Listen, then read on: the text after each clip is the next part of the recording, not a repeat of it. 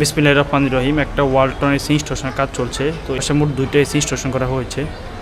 তো কাস্টমার হচ্ছে এখানে আউটডোর এগুলো হচ্ছে বারান্দা দেওয়ার অপশন ছিল না, বহুতল ভবন ছিল। তো একটা এসি হচ্ছে কিছুদিন আগে ইনস্টলেশন করা হয়েছে, আর একটা এসি হচ্ছে আজকে ইনস্টলেশনের কাজ চলছে।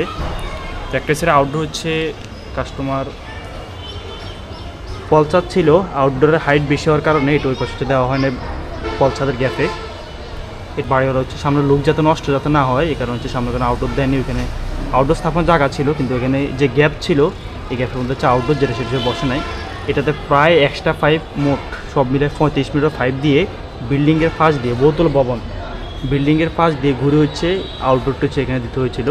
সেম ওইখান থেকে আউটডোর এখানে বসতো সুন্দর স্ট্যান্ডের মধ্যে। এটা হচ্ছে সার্ভিস পাইপ এক্সট্রা অ্যাড করে এখানে হচ্ছে সেট করে তারপর হচ্ছে এখানে হচ্ছে স্থাপন করতে হবে। এখন কাস্টমার হচ্ছে ইচ্ছে এখানে এসি ইনস্টলেশন করবে।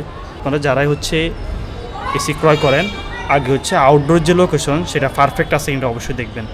এতে করে হচ্ছে পরবর্তীতে টেকনিশিয়ানদের যাতে পরবর্তীতে কাজ করতে যাতে রিস্ক যাতে না হয় এই বিষয়টা খেয়াল রাখবেন।